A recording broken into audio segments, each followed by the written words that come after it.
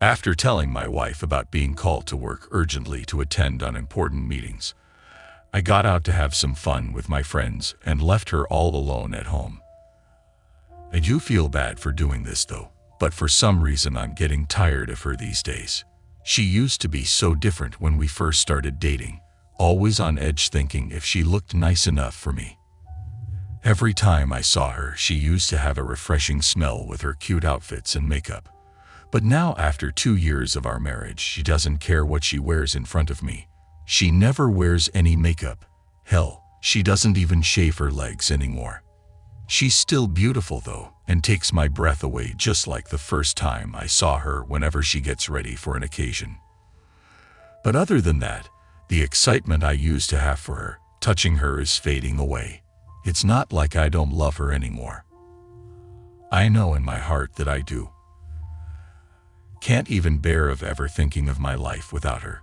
That's why, to get a little bit of excitement away from her, I sometimes lie to her a little bit, just like tonight. Anyway, so I met up with my friends and we decided to hit up a bar. It felt good to take things off once in a while as we drank together and talked about our life problems. As I entered the bar, I felt the vibration of my phone ringing in my pocket, so I took it out to see who was calling me. But the moment I saw the name flashing on my phone, the emotion of irritation replaced the little excitement I had. I told her never to call me. Why on the face of the earth was she doing it now? Hey Simon. Just hearing her loving voice was enough to creep me out. What do you want, Kelly? Asked in frustration with clear signs that I didn't want anything to do with her. Well, I just wanted to tell you that I'm at your home, but I can't seem to find Anna for some reason.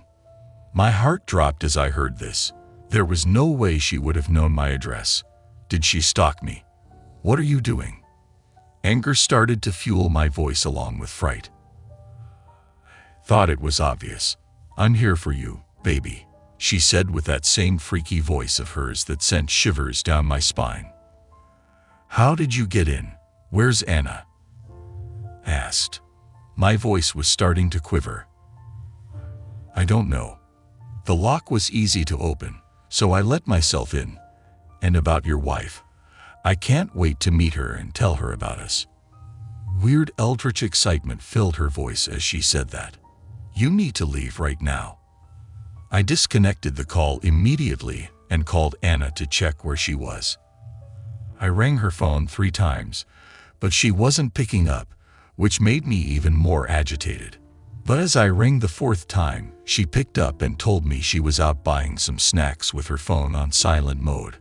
I told her to wait for me at the grocery store so that we could walk home together before disconnecting the call. As I was driving home, I started to remember how Anna kept telling me for the past few weeks that she felt like someone was stalking her. I should have taken her seriously. I should have done something about Kelly. What should I do? I know I told her to wait at the grocery store, but it's just 2 blocks away. My panic level only kept rising as I started to think of the possibility that she could hurt my wife. I would lose my mind if anything were to happen to her because of a mistake I made in the past. Why did I meet up with Kelly and get seduced into sleeping with her? I've been feeling guilty ever since, even though it was just a one-time thing. I called Anna again, but when she didn't pick up even on the 7th call, I called Kelly, but she wasn't picking up. There was nothing I could do before I reached home, and it was taking too long. I was holding my tears out of fear when my phone started to ring. As I saw it, it was Anna. Immediately picked up, honey.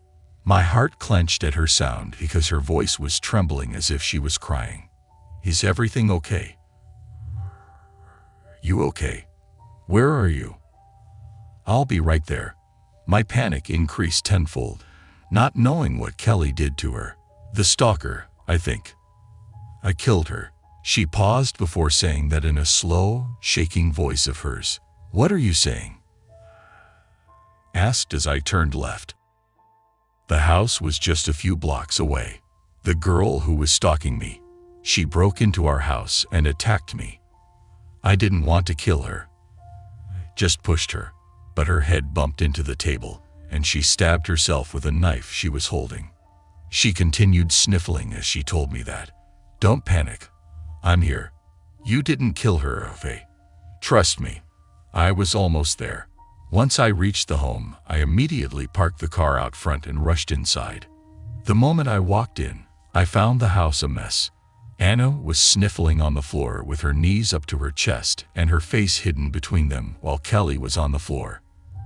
A knife was stabbed on the side of her stomach, and her hands were holding it. My brain went foggy for a few minutes before I could respond. I rushed to my wailing wife and told her it was not her fault. Why didn't you tell me? As those words escaped her mouth as she looked at me with red tears-filled eyes, my heart sank even deeper. Did she find out? What? I could feel my voice shaking as I managed to get a word out. I saw her phone was filled with our pictures, mostly yours. You were the one she was stalking. I'm sorry I didn't realize it sooner. It must have been hard on you. My guilt kept multiplying with every word of her apology. None of this was her fault, but the way she was saying it seemed like she was taking all the blame for herself. Listen to me, Anna. You didn't kill her, okay? You were not here when she died, I said with determination as I looked directly into her eyes. What are you talking about? As she asked me with an innocent face as I took out her phone from the bag and handed it to her. Just do as I say. Dial 911 and tell them I killed Kelly. Leave the part about your involvement. Understood? She looked at me confused as I told her that, but she didn't resist much and followed my command. When the cops reached, I confessed about killing Kelly and said she was stalking me for a while. But today she took it too far. It was true though, looking at how she had our everyday pictures in her phone, which were taken as evidence as they were taking me with them. Anna came closer to hug me good as she was crying so much. I didn't know her name was Kelly. Cold current went down my body as she whispered in my ears. I looked up in her eyes, which felt colder than ice, even with all those tears dropping through them. But she knew all along.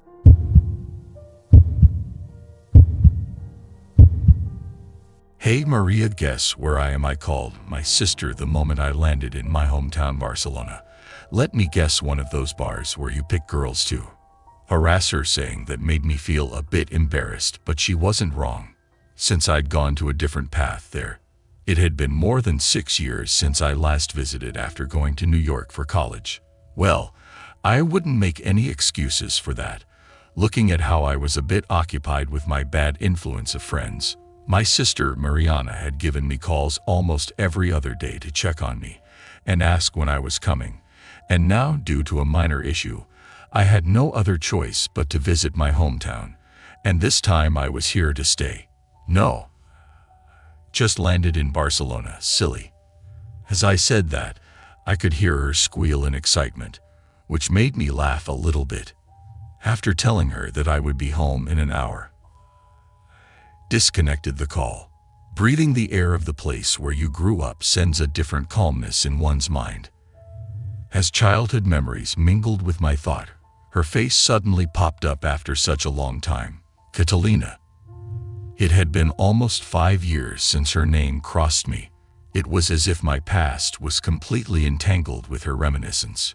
She was one of the reasons I hastened to the college in New York, as I couldn't bear to watch her affection toward her good-for-nothing fiancé. That was also why I avoided all possible contact with her, and why I avoided my visits for all those years. Well, that and the partying with the girls. I wonder if she married him yet. Well, whatever the case, who am I to worry about that? Even after that, my subconscious mind couldn't stop thinking about her, as if a part of me wanted to avoid her. Another part of me was longing to see her. The first time I saw her was in kindergarten. She was standing outside the school with her knees covered in bruises, and the red of her hair was different than I'd ever seen. The first time I saw that shade of hair was hers, which was more carmine than normal red, and her big dopey emerald green eyes met mine. Even though I had no idea what I was feeling, was I could say that I was captivated by her. My legs moved on their own, making their way to her as she looked a bit fearful while sniffling. The word came out of my mouth without my will. "Are you okay?" She blinked twice before her sniffles got louder, leaving me perplexed about what to do. But before I could say anything else, she ran away crying. That evening, a friend of Mom was to arrive for a visit, and she had instructed us to be on our best behavior. But the moment I saw a familiar redhead walking in with the lady Mom introduced as her newly made friend, I got rather intrigued by her presence. The two of us were introduced to each other, and we became friends swifter than I anticipated.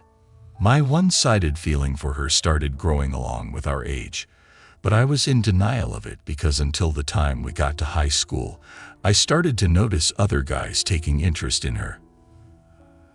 Swear whenever I saw any wanker eyeing her, I wanted to gouge those buttons out of their heads and knock their teeth out. And that was when I realized I hated picturing her with someone other than me.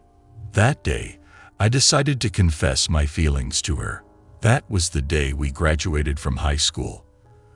I was on my high horse that entire day thinking she was going to be mine, until she came over with her mom to my house.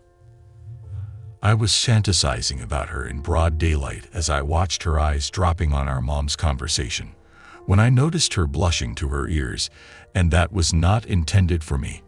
My eyes automatically paid attention to the conversation going on in that room, and as the words crossed them, my heart started to sink by the second. They were talking about her engagement, but that was too soon. She had just graduated from high school, but on further listening to them, I got to know it was to strengthen the business between the two families. My gaze went to her blushing cheeks and her slightly curled lips into a smile, announcing the rejection of my feelings. The following week, that guy who was to marry Catalina arrived, and I couldn't bear to see the way she reacted to his every word. Those reactions were supposed to be mine, and I was this close to cutting him into pieces, but was holding myself back. I had already applied to a few college applications and was already accepted in some. But before all of this transpired, I was planning on staying here thinking she was going to accept me, which didn't seem to be the case now. So I decided to choose the college in New York and scurried there within the next 15 days. To avoid any thoughts of her entering my mind, I did everything. Party, drinks, drugs, girls, even forced red-headed ones into my bed, and eventually, I blocked all her memories. I had been a real mess for the past 6 years, and not just any mess, but getting into trouble, illegal messes. The reason I rushed back home was that I got entangled in the murder of 3 boys. I did stab one of them, but the other 2 were not my doing. Luckily, the police still had no clue about our involvement, so to avoid any further confrontation, I thought it'd be best to come back home. I didn't even realize when I reached home amid all this reminiscing. Mariana was right outside the house with a big grin on her face, and the moment I got out the cab, she ran into my arms. "Welcome, brother."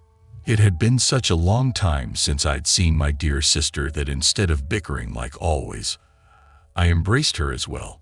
My family had 2 British short-haired cats at the home, who must have been of 7 years by now, and since I still had number, I sent her a picture of them with a text that said, "I didn't realize it's been so long."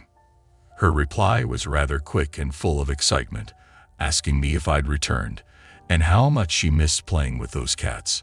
"You can play with them if you want to," I replied, hoping she would understand what I meant. "How do you suppose that to happen?" Her reply came pretty fast. "You come over." I texted her back. After taking her sweet time, she texted, "I don't know. It's been quite a long time since I last visited your house. What would Auntie think? Don't worry. I'm sure she misses you too. And if you're too uncomfortable, why not come when they're not home?" I said that because I knew everyone had work to do, so our house was mostly empty during the day. She gave a positive response and said she would be visiting the next day. The 2 of us talked for the entire night over texting, And I found out she didn't get married yet. She was having second thoughts about the guy since he was abusive and had done many unexplainable things to her over the years, adding to her previous traumas. At the moment, she was trying her best to avoid meeting with him. I know her suffering shouldn't make me happy, but I was feeling content that he treated her badly, which meant I had another shot with her. Just this time, I had to make her mine by any means necessary. Living in the bad places of New York had woken a rather diabolical side of me, and I guess that was the reason that a heinous plan was cooking immediately in my mind. The next day, she arrived on time, and the moment my eyes landed on her, I started to feel intoxicated by her presence. She had grown into an even more beautiful woman than she was before, and since there was no one at home, I could put my little diabolical plan into action. I asked if she wanted to have a look around my room while I made drinks for the two of us, and as she climbed upstairs to my room, I put the same drug I had used on many other women in the past years. When I got there, her entire focus was on a book, and the more I looked at her, the more breathtaking she felt to me. I handed her the glass with juice while I gulped my beer. The moment she took the last sip, I could tell that the effects had started to take over her, and she fell asleep. I put her gently on my bed. "I'm sorry, love, but I have to do this, so you can't slip away this time," I whispered in her ears as I leaned over her and nibbled her ear. Damn, she smelled so good.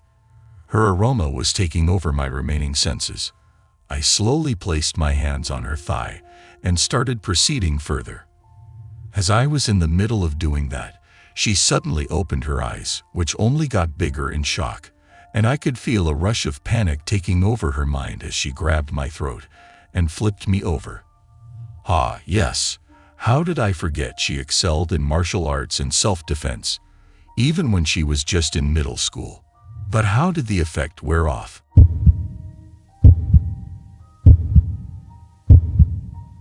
My mom is really good friends with one of the wealthiest people in our town. They have a daughter, my age. I don't have a crush on her or anything, but my mom has pushed me to ask her out before. Never did. Here's the weird thing about the situation, though. My mom and this friend, along with her daughter, all kind of act like they're friends, like a bunch of high school girls getting together to gossip. My mom works in a beauty salon, so I guess I understand why she likes to act that way, but it's still pretty weird nonetheless.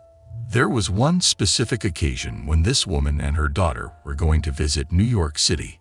They decided to invite my mom for some reason. I don't understand why. I guess they really were better friends than I had previously believed, but my mom decided to say yes, so it was just me and my dad at the house. But here was the thing. They didn't have a dad at home. Their house was going to be completely unsupervised for the entire weekend. I was in my early 20s at the time, so I guess they thought it would be a good idea to ask if I would watch the house for them, which I agreed to do. I didn't get paid or anything, but they said I was allowed to eat as much food as I wanted, and considering that they were rich, I thought, why not? This also gave me an opportunity to write some short stories. I always love writing, and I publish some of my stuff online sometimes. I think it was that Friday night when I was watching their house. They told me that they had 2 cats, but they were really scared of strangers, and I was probably not going to see either one of them the entire night. Didn't bother me. Just had to make sure that they had food and water, which they did. I was chilling at the kitchen table, pounding the keys on my laptop on my latest story when all of a sudden, I saw something out of the corner of my eye. I looked up from my computer to notice the ugliest cat I've ever seen in my life. Just imagine a hairless cat, but also morbidly obese and cross-eyed. It was honestly the strangest thing I've ever seen. Any one of those traits individually would have made a cat kind of cute, but seeing all of them thrown together in one pitiful excuse for a pet almost made me want to bust a gut laughing. I felt kind of bad for laughing so hard at this girl's cat, but it's not like I hurt it or anything. That had been a good break from writing, but then I got back into it. I remember being in the middle of writing a really interesting scene. This ghost was abducting the protagonist of the story. It's kind of a psychological thriller with a little bit of paranormal thrown in there. It's very spiritual and weird. I'm kind of a weird person. But that scene still sticks with me because as I'm writing it, I noticed something outside. There was a man in a hooded sweatshirt walking around. I sat at the kitchen table, stunned. I didn't know what to do. I felt the adrenaline burst through my veins. Fight or flight. Well, I figured that my car was outside, so running wasn't going to do me much good. And after a minute of rationalizing the situation, I had no proof that this person was out to do anything bad. For all I knew, this could have been a jogger. I got up close to one of the windows to watch this man. He seemed to be sneaking around. He wasn't coming toward the house I was in, so I figured that I was at least safe for the moment. But then I noticed him looking into the window of the house across the street. I can only assume that he was checking houses to see if people were home or not. Must have been an actual burglar. Just show up in the wealthy neighborhood and see who isn't home. I don't know why he would do it at night though. Looks as suspicious as he did. We live in a gun state, after all. And after a few minutes went by, and I could tell that there were people at home at the house he was checking out, by the time he realized. I noticed him do a 180.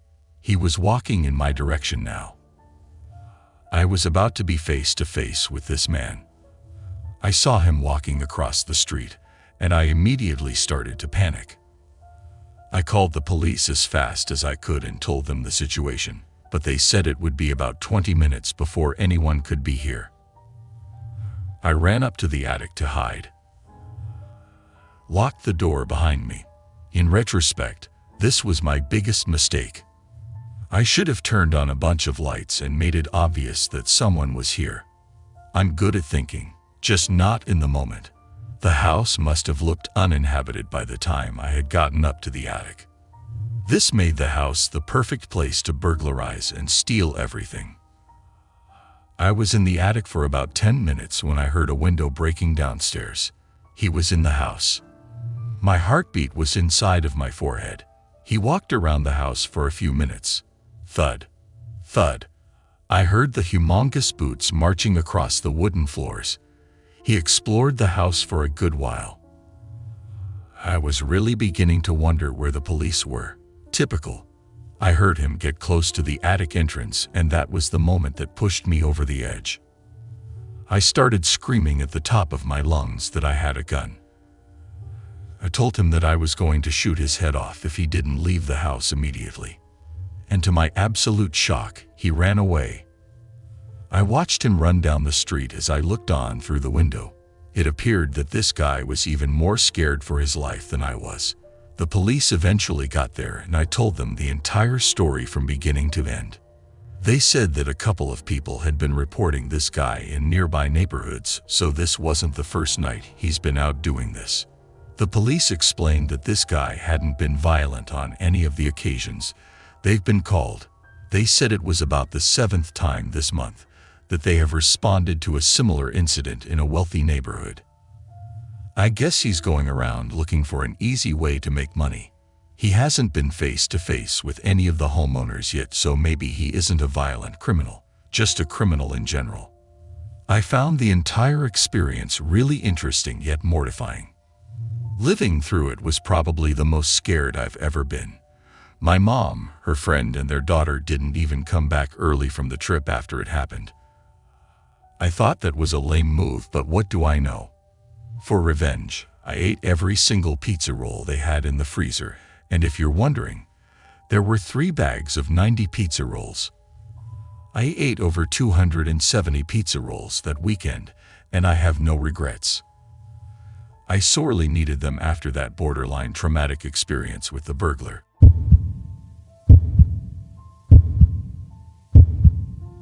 In late June of 2014, a 28-year-old German man by the name of Lars Mittank took a vacation to the Bulgarian seaside resort of Golden Sands.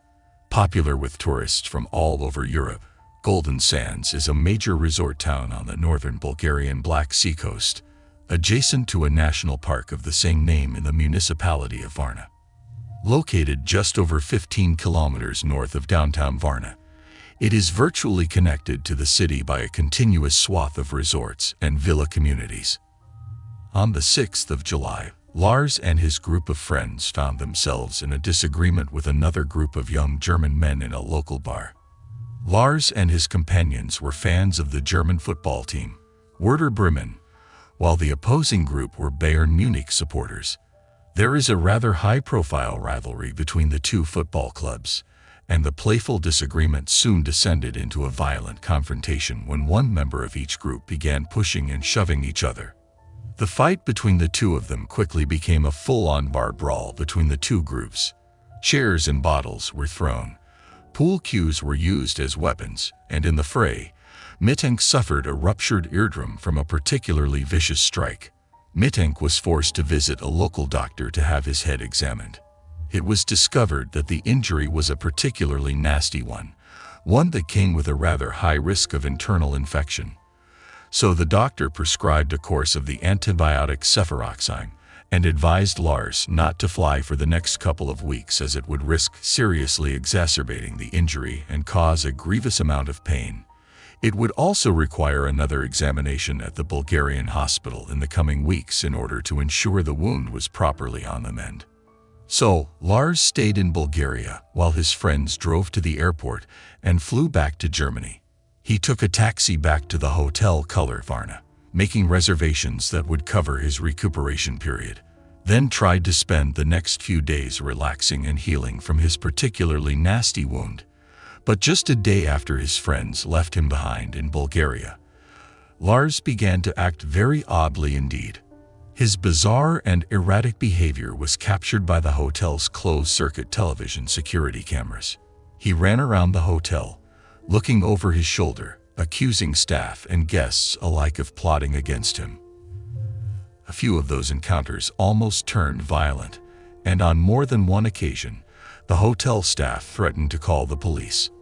Finally, once Lars' behavior had become unbearable, the hotel staff asked him to gather his belongings and leave. As such violent outbursts were strictly against hotel policy and could no longer be tolerated. But before he checked out of the hotel, Lars made a call to his mother back in Germany. She later stated that he seemed extremely upset and told her in hushed tones that 4 German men, possibly the same his friend group fought with in the bar that day, were coming to kill him. He told her that he had made a significant withdrawal of cash to live off of, and that she should cancel his credit cards. When she asked why, Lars told her that the men could use them to track his movements. Where he got such an idea is a mystery, but he seemed very, very insistent that this was the case. We know that on the 8th of July, Lars Mittank traveled to Varna Airport in an attempt to travel back home to Germany, against the doctor's wishes. He attempted to purchase a ticket on a flight back home, but after looking around the airport and apparently seeing something, became so flustered and frightened that he abandoned the attempt altogether. Lars then sought out a medical services area of the airport, although it is clear that he did not ask for any medical attention and would not tell those inside why he wished to remain there. They later confirmed that he seemed jumpy and paranoid, as if he was hiding from someone that was hunting him. About 45 minutes after originally taking shelter in the medical services area, the airport's CCTV cameras captured some kind of construction worker making their way over to the medical area. This seems to have triggered Lars into rushing out of the airport, having abandoned his backpack and luggage altogether. More CCTV footage shows Lars running across a 2-lane highway, dodging speeding vehicles as he does so before reaching a large fence. Lars scaled the fence with frightening strength and speed, then sprints full pelt across a meadow before disappearing into a field of sunflowers with a set of deep woods beyond them. Police investigated the incident thoroughly, but found no evidence that Lars was being followed by anyone. They even contacted the group Lars' friends had fought with, but they all had alibis that confirmed that they were nowhere near the airport on the day of Lars' disappearance. Many theories about what happened are all over the internet. Some theories believe that he was being used as a drug mule. Some believe that he suffered a psychotic episode. Only two things are completely certain regarding this behavior and unexplainable incident. The first is that Lars did not suffer from any form of mental illness. The second is that Lars was never seen again, anywhere or by anyone.